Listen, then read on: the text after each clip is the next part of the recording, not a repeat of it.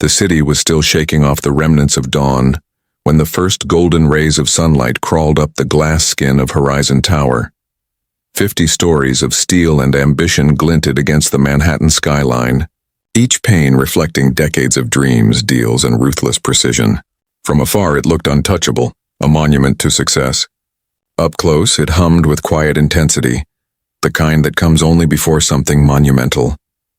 Inside a sleek black limousine idling at the curb, Robert Mason sat alone, staring down at a thick leather-bound portfolio resting on his lap.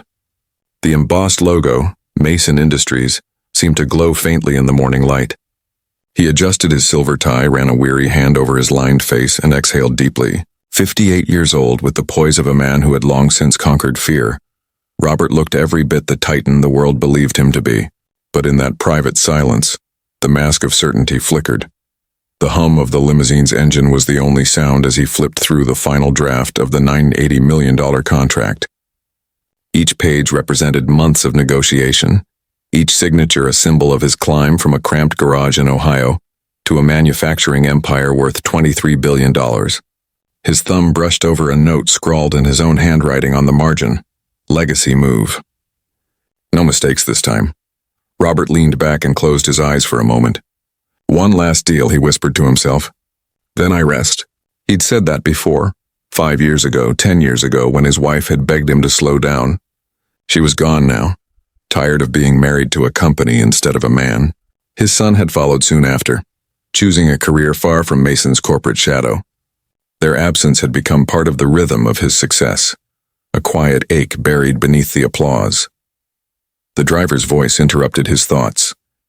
We're here, Mr. Mason. Robert's eyes opened, refocusing on the world outside the tinted window. The city had come alive. Steam rose from manhole covers, horns blared, and people hurried past, each chasing their own piece of purpose. His gaze drifted toward a city bus pulling up to the stop across the street. The driver, a heavy-set man with salt and pepper hair, stepped out to help an elderly woman struggling with her cane. He held her hand gently, smiled, and waited until she was safely seated before climbing back behind the wheel. Robert watched the scene longer than he intended. Something about the gesture, so small, so unnoticed, stirred a faint pang in him. When was the last time I did something that wasn't tied to a contract? He wondered. The limousine door opened, snapping him back to his world. His assistant, Jessica, immaculate as ever, stood waiting at the curb, tablet in hand. Good morning, sir, she said briskly. The Shakes team has arrived. They're setting up in conference room A. Security cleared the floor 20 minutes ago. Robert nodded and stepped out. The sharp wind cut against his face as he looked up at the massive tower that bore his name. For the first time in a long time, it felt taller than him. He walked through the revolving doors, greeted by the scent of polished marble and the rhythmic click of heels across the lobby. Employees straightened when they saw him, their nods deferential, practiced. Robert returned the gestures automatically.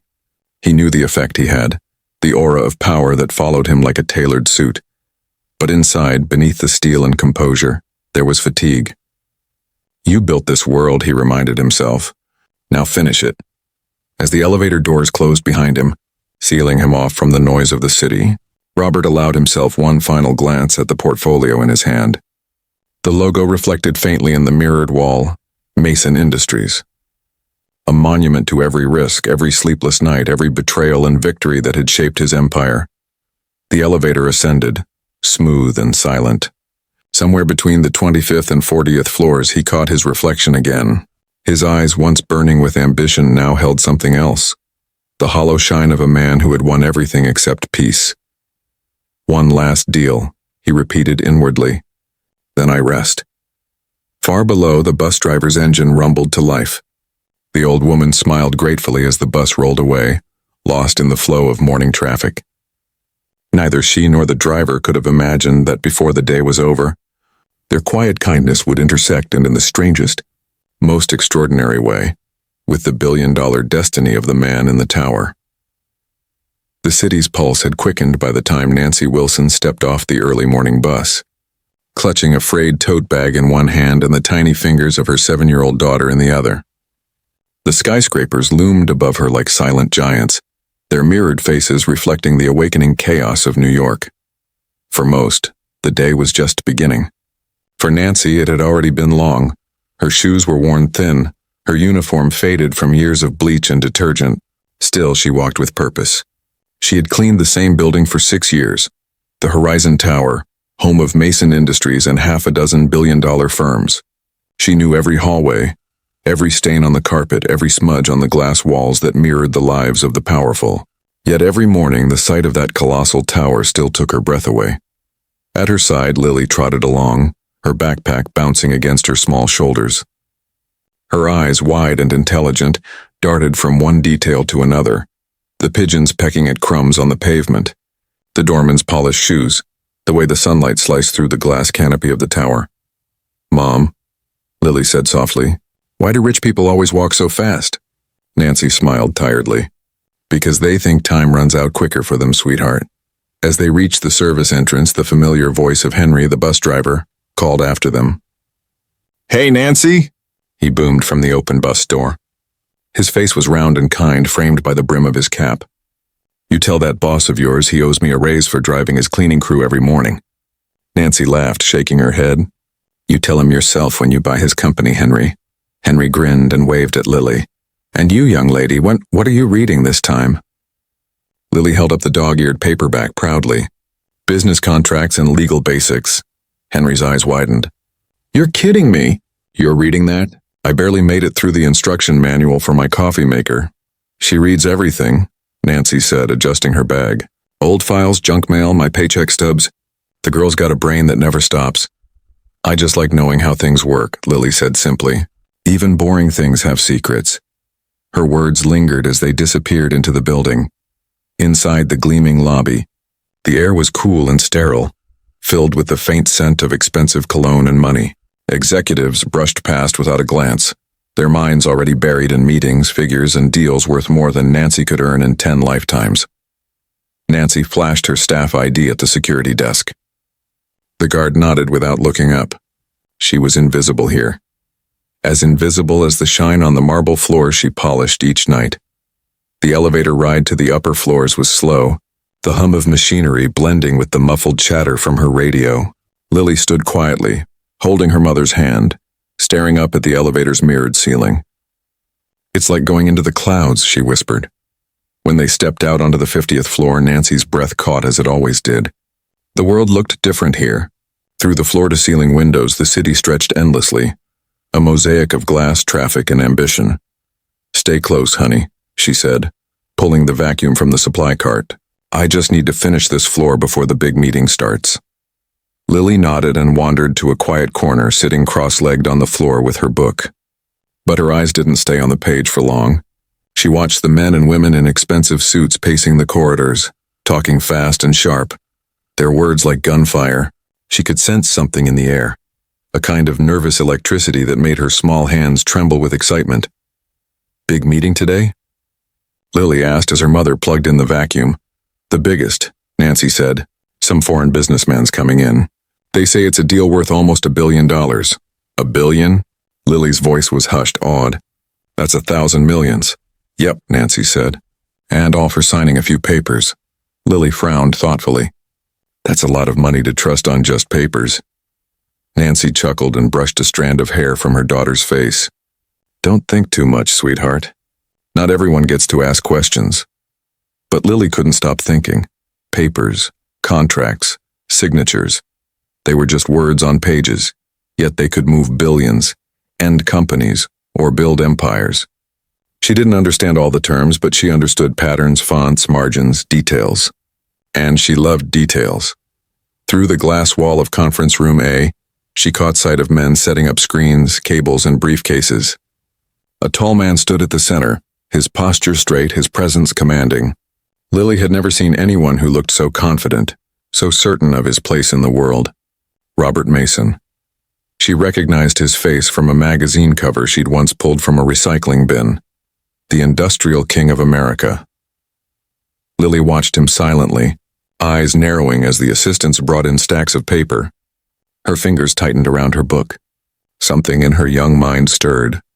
Not fear, not awe, but curiosity. She didn't know it yet, but before the sun set, she would walk into that same room, speak a single sentence, and change the course of a billion-dollar empire.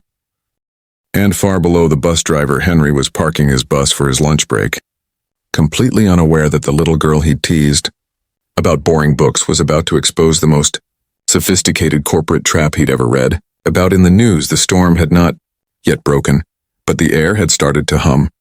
The doors of conference room A glided open with a soft mechanical whisper, revealing a world that seemed carved out of another reality. Polished mahogany, chrome fixtures, and a panoramic view of the New York skyline that shimmered like liquid gold. At the center of the room stood Robert Mason, the man whose signature could move markets and silence competitors. He adjusted his cufflinks, each engraved with the Mason Industries insignia, and forced a smile as he extended his hand to the man waiting across the table. Sheikh Abdullah Al-Far rose to meet him. Draped in a spotless white thobe, he carried the calm confidence of a man who had never heard the word no. His eyes, dark and calculating, revealed nothing. He smiled, not with warmth but precision. "Mr. Mason," he said, his voice smooth as marble. "At last the day has arrived. Today our futures become one." "The pleasure is mine, Sheikh Abdullah," Robert replied. Their handshake was brief, deliberate, two predators masking mutual suspicion beneath courtesy. Behind the sheikh stood 5 advisors, men in tailored suits who radiated silent authority. Each held a tablet or binder, their expressions unreadable. Across from them, Mason's team, 4 attorneys and his longtime CFO, Harold Clark, were already seated, their laptops open, their faces tense. The hum of the projector filled the room as the contract appeared on the massive glass screen behind them. $9 to $80 million, a merger that could redefine industrial manufacturing worldwide. But beneath the surface, something darker pulsed, a current of manipulation waiting to strike. For the first hour, everything went as planned. Polite exchanges, minor clarifications, legal jargon bouncing across the room like a language of its own. Coffee cups clinked, pens scratched paper, and assistants moved silently like ghosts. Outside, Nancy pushed her vacuum slowly along the hall, her headphones crackling with static from the maintenance radio. Her daughter sat in the corner, flipping through her book, occasionally glancing through the glass wall of the conference room. She couldn't hear the words, but she could feel the tension, like an invisible storm pressing against the glass.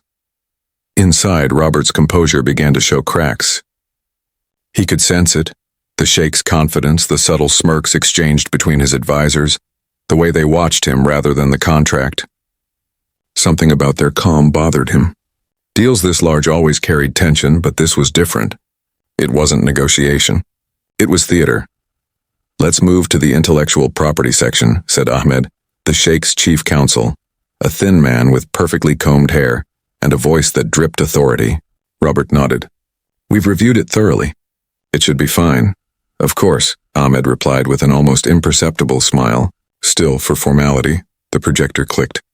Page after page scrolled past until it landed on the appendix section, a labyrinth of legal text spanning hundreds of clauses. To the untrained eye, it was gibberish, but in those endless paragraphs, a single sentence hid like a loaded gun.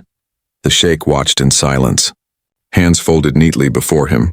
"Everything appears to be in order, James," Robert's lead attorney murmured, scanning the screen. "Yes," the sheikh said smoothly. "Our teams have been most diligent.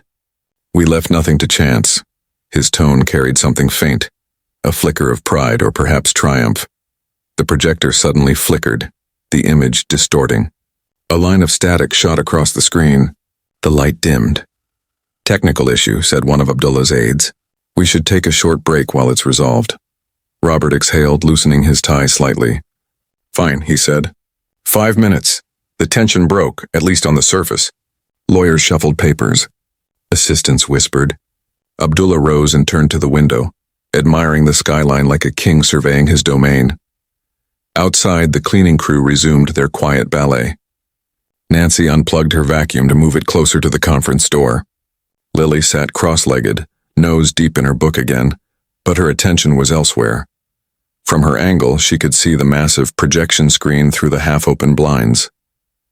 The letters were too small to read clearly, but something caught her sharp eyes. At the bottom of one page, there was a section of text written in faint gray, almost blending into the white background. It was smaller than the rest and subtle, deliberate. And it changed when the projector flickered. For an instant she saw the words in sharper contrast. Irrevocable transfer of all patents. Before the image shifted again, her young brain processed the phrase, matching it with things she'd read in her mother's discarded papers. Irrevocable, she whispered to herself. That means forever.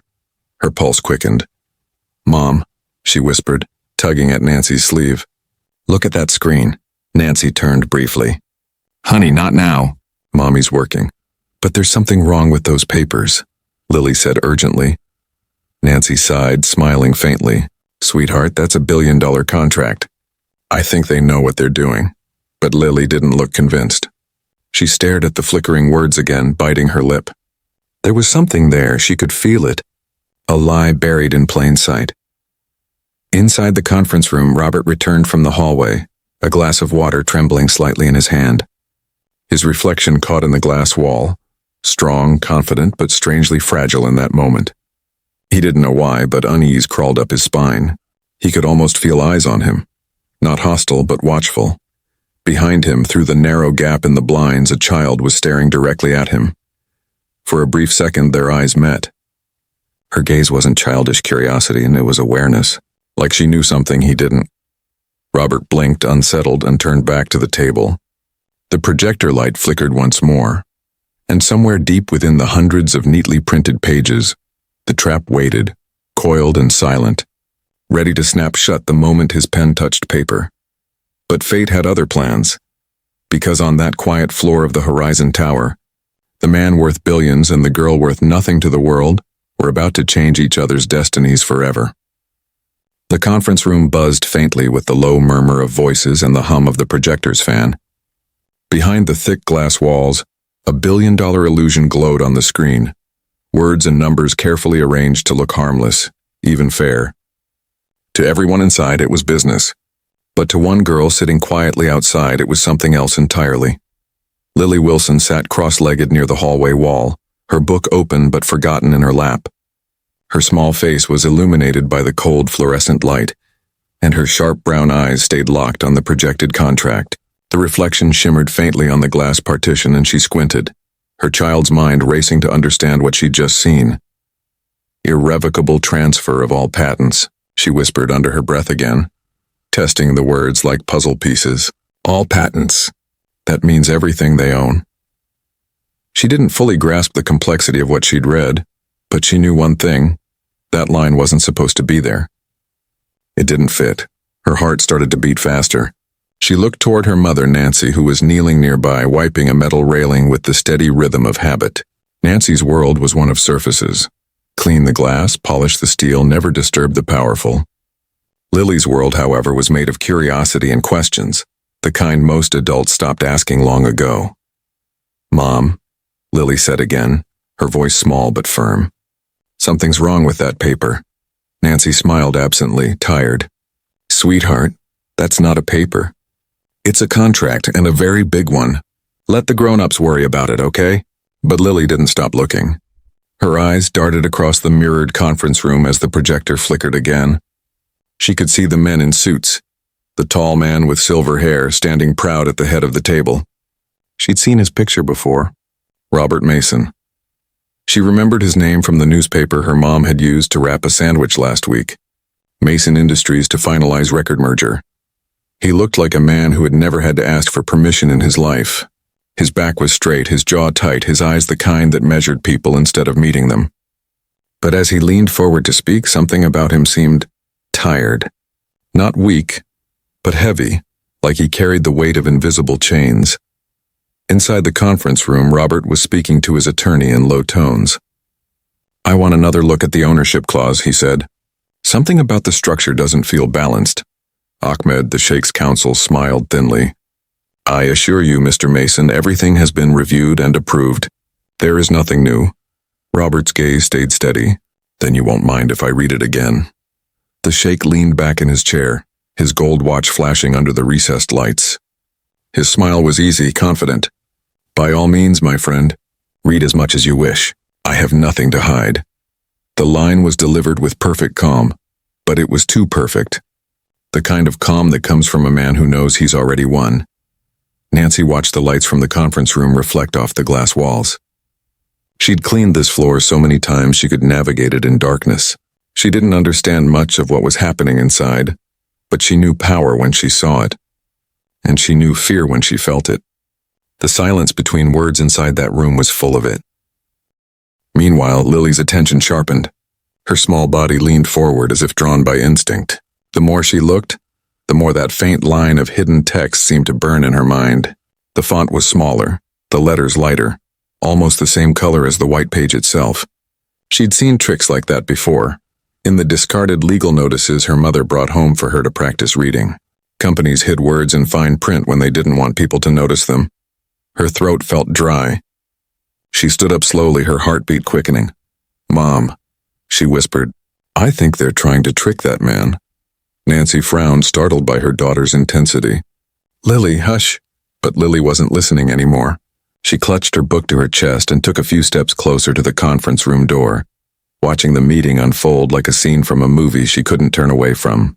Her small face pressed slightly against the glass, eyes wide. Inside, the Sheik's voice carried smoothly across the table. "Gentlemen," he said, "it is a privilege to finalize such a historic agreement. Today, Mason Industries and Alfar Global will become one family." Lily's stomach churned. She didn't know why, but those words, "become one," made her uneasy. Her gaze darted to the screen again. The clause was still there, faint but unmistakable. Irrevocable transfer of all patents regardless of utilization status. That single sentence looked wrong. Not because she knew what it meant in full, but because she knew it didn't belong. Suddenly, Robert rose from his seat and excused himself. His assistant whispered something to him, and he stepped into the hallway, massaging his temples. He almost walked past Nancy without noticing her, almost. But when his eyes landed briefly on Lily, standing motionless with her book clutched tightly to her chest, he stopped. Her gaze met his again, direct, steady, and unnervingly mature for a 7-year-old. "Hello there," he said, his voice softer than before. "You must be helping your mom today." Lily nodded. "You're the man from the paper," she said plainly. "The one who's signing the deal." Robert smiled faintly. "That's right. Big day for me." She hesitated, then spoke, the words spilling out before fear could stop her. "Mr. Mason," she said, her voice trembling but firm, "you shouldn't sign it." He blinked, stunned. "I shouldn't what?" "The paper. The one on the screen." She pointed toward the conference room. "There's something wrong on page 457. Nancy's heart froze. "Lily," she gasped. "I'm so sorry, sir, she doesn't—" Robert held up a hand, his expression unreadable. "What did you just say?" Lily swallowed hard. "There are words at the bottom," she said quietly. "Tiny ones. In a different color. It says you're giving away everything. All your inventions. All your patents." Silence filled the hallway like a living thing. Robert Mason, the billionaire who had stared down oil tycoons and politicians alike, felt the blood drain from his face. He turned toward the conference room, his mind spinning. A single phrase echoed through his head. Irrevocable transfer of all patents. How could a child have seen what his lawyers hadn't? Behind him, the door to conference room A swung open. Sheikh Abdullah's voice floated out, warm and commanding. "Mr. Mason, shall we continue?" Robert didn't answer right away. His pulse thundered in his ears. He turned to Lily, to the small girl who had just altered the course of everything. "Thank you," he said softly. Then he straightened his shoulders, took a deep breath, and walked back toward the light of the conference room, toward a confrontation that would decide the fate of his empire. Behind him, Lily sat back down beside her mother, heart still racing. She didn't understand it fully, but something deep inside her told her that the world had just shifted, and that somehow she had been the one to move it. The door to conference room A shut behind Robert Mason with a low, echoing thud that seemed to carry the weight of everything that was about to unfold. He walked slowly, each step deliberate, his pulse pounding in his ears. The air inside the room had changed. It was colder, heavier, as if the truth itself had slipped quietly into the room, unseen but waiting to be revealed. Sheikh Abdullah looked up from the table, his dark eyes calm, almost amused. "Ah, there you are, my friend," he said smoothly. "I was beginning to think you'd abandoned us before our historic signing." Robert smiled faintly, but his expression didn't reach his eyes. "No, Sheikh Abdullah," he said, his voice steady. "I just needed a moment to clear my head. Deals like this, they take a toll." "Indeed," Abdullah agreed, nodding. "Success always demands its price." Robert walked toward the screen. "Let's get back to business, then." The projector hummed back to life, casting a ghostly white glow across the long table. Rows of text filled the wall, hundreds of pages of perfectly phrased legality, a tapestry of words woven to look harmless. But Robert's gaze wasn't casual anymore. Every letter seemed to carry the echo of Lily's voice. Page 457. He stopped beside his lead attorney, James. "Bring up the intellectual property appendix," he said quietly. "Page 457. James hesitated, fingers frozen over the laptop. "Sir, we already reviewed that section thoroughly this morning." "Then it should only take a moment to check it again," Robert said, his tone leaving no room for debate. The Sheikh's smile faltered slightly. One of his advisors shifted in his chair. Ahmed, his chief counsel, leaned toward the Sheikh and whispered something in Arabic too soft to catch. Abdullah nodded once, his jaw tightening almost imperceptibly. "Of course," Abdullah said smoothly. "We are all men of transparency." The document scrolled rapidly until it landed on the page. To the untrained eye, it was just another block of dense legal jargon. But Robert's instincts, the same instincts that had built his empire from nothing, told him that something was off. "Zoom in," he said. "The footer." James obeyed. The projector magnified the bottom of the page, and then everything went still. There it was, the faint, almost invisible line of text, a line printed in a lighter shade of gray, small enough to escape notice, subtle enough to pass through legal review. All intellectual properties, patents and technological assets, whether registered or pending, shall be transferred irrevocably to Alfar Global Holdings upon execution of the merger agreement. For a moment, no one breathed. The only sound was the soft buzz of the projector. Robert leaned in slightly, his shadow falling across the wall of words. His voice, when he spoke, was quiet. Too quiet. Would someone care to explain this? Ahmed looked down at his tablet. Abdullah didn't move. His expression remained perfectly composed, but there was a flicker behind his eyes now, a glimmer of recognition that the mask had slipped. "Surely," Abdullah said finally, his tone honey-smooth, "this must be a drafting oversight. A clerical mistake by one of my junior associates. These things happen in large-scale contracts." Robert straightened slowly, his fingers tightening against the edge of the table. The years of corporate diplomacy that had trained him to smile through lies, to shake hands with devils, began to peel away like old paint. His voice was low, calm, but dangerous. "A clerical mistake," he repeated. "A mistake that would hand over my company's entire history of patents, every invention, every technology, every innovation we've ever built, to you." He turned his gaze toward Abdullah, unblinking. "Tell me, Sheikh, is that what your junior associate meant to do?" The room trembled under the weight of silence. The advisors exchanged tense glances. Ahmed shifted uneasily, then attempted to speak, but Robert's voice cut through the air before he could. "Don't bother," he said. "You can drop the act. This wasn't an accident." He took a slow step forward, his words sharp and deliberate. "I built Mason Industries from the ground up. I know every clause that's ever crossed my desk, every deal that's ever had my name on it. You think you can bury your theft in a footnote and call it diplomacy?" For the first time, the Sheikh's composure faltered. His nostrils flared slightly, his fingers tightening around his gold pen. His smile returned, but now it looked forced, stretched thin like fragile glass.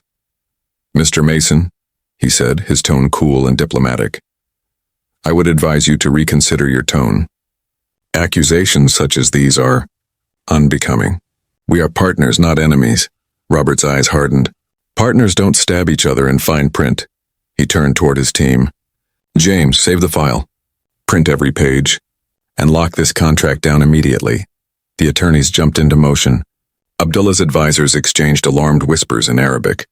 Ahmed's tablet buzzed with a sudden stream of messages. The illusion of calm was gone. Abdullah leaned back in his chair, eyes narrowing. "You misunderstand, my friend," he said softly. "Business is war. You've simply forgotten which side you're on." Robert's stare was ice. "No, Sheikh. I just remembered who I am." The words landed like a thunderclap. At that moment, the projector flickered again and went black. The sudden darkness swallowed the room. Gasps filled the silence. Someone's chair scraped harshly against the marble floor. Robert didn't flinch. He knew what had just happened. One of Abdullah's men had cut the connection. But it was too late. The truth was already out. He picked up the printed copy that had just rolled out of the machine and held it up. "You tried to steal my company," he said coldly. "And you would have succeeded if not for a 7-year-old girl." Every head turned. Outside the glass wall, Lily was still sitting quietly with her mother, unaware that her single observation had just exposed a billion-dollar deception. Robert's voice softened for the first time all day. "You know," he said, "in all my years of business, I've learned one lesson that matters more than any contract. The truth doesn't hide. People just stop looking for it." He turned back to Abdullah. "And you stopped looking the moment you thought you couldn't lose." The sheikh stood abruptly, his advisors following suit.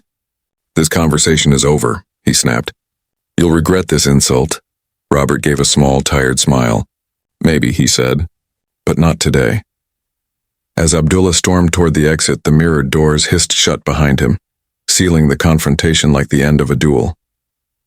For a long moment, no one moved. The men in suits, the lawyers, even the assistants, all stood frozen. The reality of what had just happened settling in like the aftermath of an earthquake. Robert turned, exhaled, and looked once more through the glass wall, toward the small girl sitting beside the cleaning cart. Her mother was still working, unaware that her daughter had just changed the fate of a corporation. And for the first time in years, Robert Mason smiled, not the polished smile of a billionaire, but the quiet, humbled smile of a man who had been saved by something pure.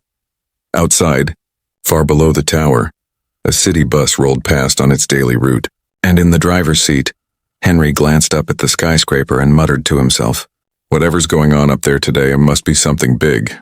He had no idea just how right he was. The city outside was drowning in its usual rhythm, horns blaring, sirens echoing, the wind dragging clouds through the canyon of skyscrapers. But on the 50th floor of the Horizon Tower, time had stopped. The long table in Conference Room A was deserted now. The sheikh and his entourage had vanished minutes earlier, leaving behind a mess of untouched coffee cups, scattered papers, and the faint scent of expensive cologne. The room, once electric with tension and arrogance, now felt eerily hollow. Robert Mason stood alone at the far end, hands resting on the cool mahogany surface. The contract, the one that had nearly destroyed him, lay open before him, its edges curling under the projector's residual warmth.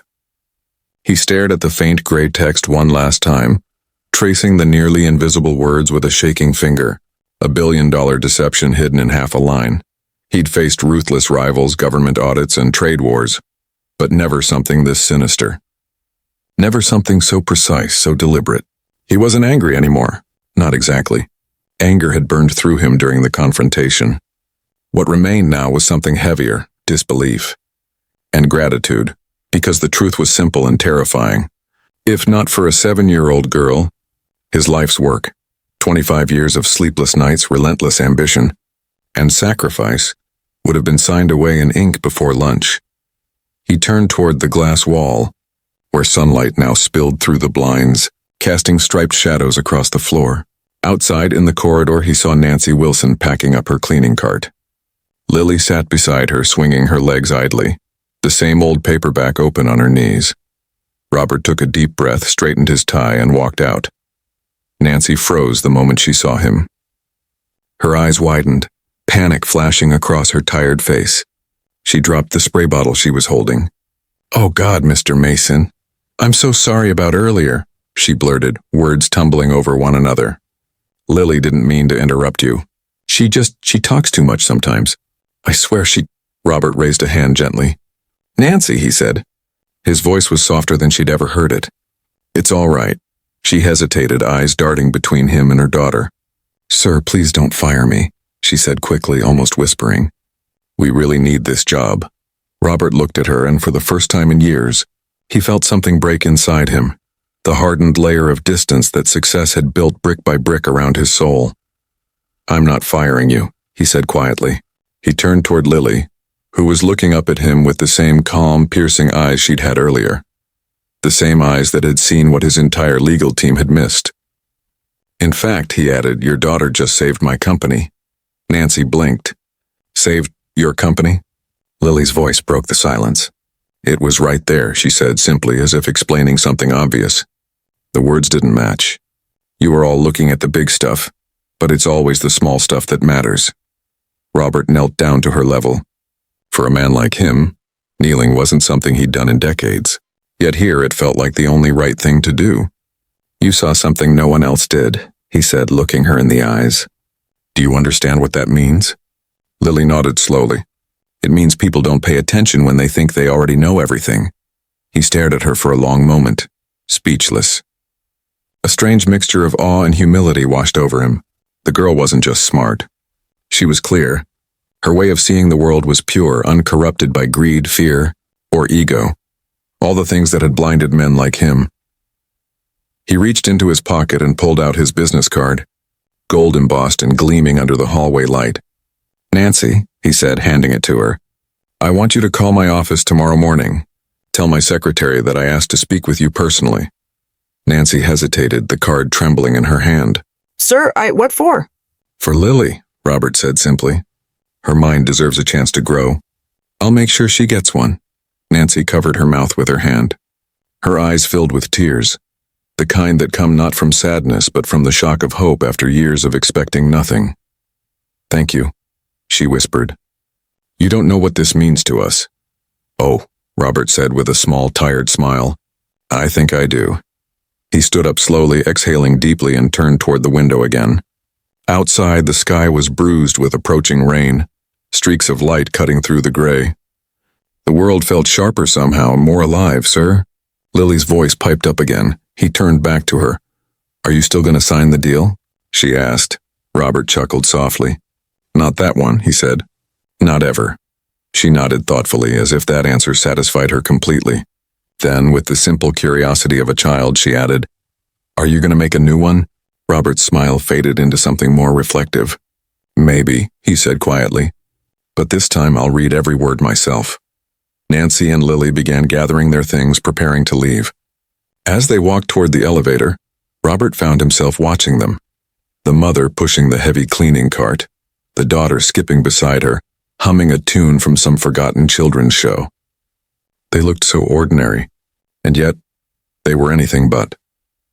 When the elevator doors closed, Robert remained standing there alone in the hallway, the hum of the fluorescent lights echoing faintly around him.